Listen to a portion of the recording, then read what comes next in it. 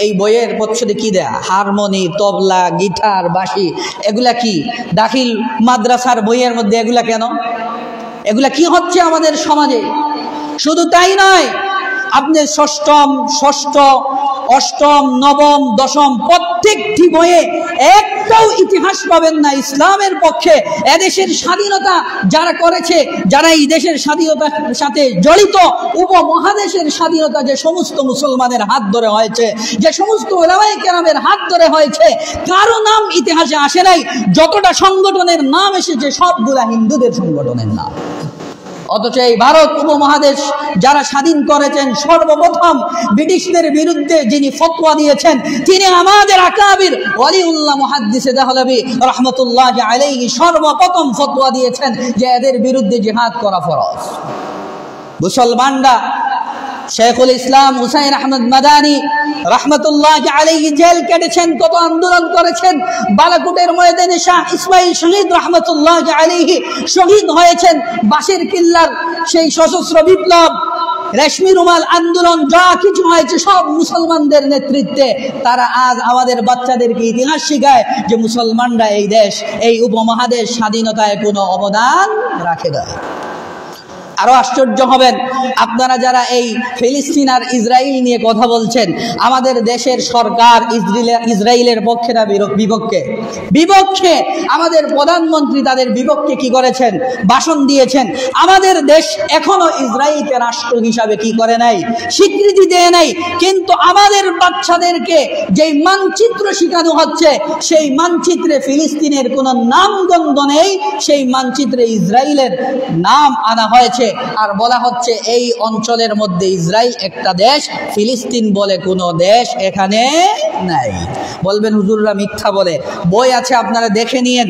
এই বইটা হলো ইতিহাস ও সামাজিক বিজ্ঞান নবম শ্রেণী, 149 নম্বর পৃষ্ঠায় যে মানচিত্র তারা এনেছে, এই মানচিত্রের মধ্যে দেখেন ইসরায়েল বড় করে দিয়েছে, এখানে ফিলিস্তিনের কোনো নাম গন্ধ নেই। এই ইতিহাস, এই মানচিত্র যারা করেছে অবশ্যই এরা ইসরায়েলের দালাল, এরা এই রাষ্ট্রদ্রোহী সরকার বিরুদ্ধে কাজ করেছে এবং সরকারকে কুলুষিত করার জন্য এরকম শিক্ষানীতি তারা প্রণয়ন করেছে। কথা বলুন ঠিক কিনা? কারণ আমাদের দেশের প্রধানমন্ত্রী এর বিপক্ষে, স্বরাষ্ট্রমন্ত্রী এর বিপক্ষে। তিনি বলছেন শরীফ থেকে শরীফা আর পুরুষ হয় নারী। এটা আমিও বিশ্বাস করি না, প্রধানমন্ত্রীও বিশ্বাস করে না। যদি তারা না করে তাহলে কোন কুলাঙ্গার এটা করলো? আর প্রতি বৎসর পুরা বৎসরই ভুল ধরতে ধরতে শেষ পড়বে কখন আমাদের বাচ্চারা? আর এই বইগুলাতে এত নোংরামি চলে এসেছে। আপনি যদি এই বইগুলা হাতে নেন তাহলে দেখবেন একটা মেয়ে, একটা ছেলে বয়সন্ধিকালীন শরীরের মধ্যে কি কি পরিবর্তন হয় এটা শিখাচ্ছে। আপনারা বলুন তো, স্কুলে এই বইটা একজন শিক্ষক পড়াবে, সামনে ছাত্র এবং ছাত্রী উভয় থাকবে, অথবা একজন শিক্ষিকা পড়াবে, সামনে ছাত্র এবং ছাত্রী উভয় থাকবে। এখন যখন বলা হবে একটা মেয়ের বয়স হলে এই হয়, তখন মেয়েরা কি করবে আর ছেলেরা কি করবে এগুলা নিয়ে তারা একজন আরেকজনের মধ্যে ডিসকাস করবে। উঠন্তি বয়স, নতুন জিনিস জানার তাদের চাহিদা থাকবে, একজন আরেকজনকে জিজ্ঞাসা করবে। এই যে শরম আর লজ্জা এদের কাছ থেকে তুলে ফেলা হবে, বেহায়া বানিয়ে দেওয়া হবে, উলঙ্গপনা এদের মধ্যে সৃষ্টি করা হবে। যে ব্যক্তির হায়া থাকে না, শরম থাকে না, যা ইচ্ছা সে তা করতে পারে। এগুলা শেখানো হচ্ছে আমাদের সন্তানদেরকে। এগুলা নাকি আমাদের দেশের সংস্কৃতি। আরে সংস্কৃতির সংজ্ঞাও তো তোমরা ভুল বানিয়েছ। সংস্কৃতির সংজ্ঞা কি?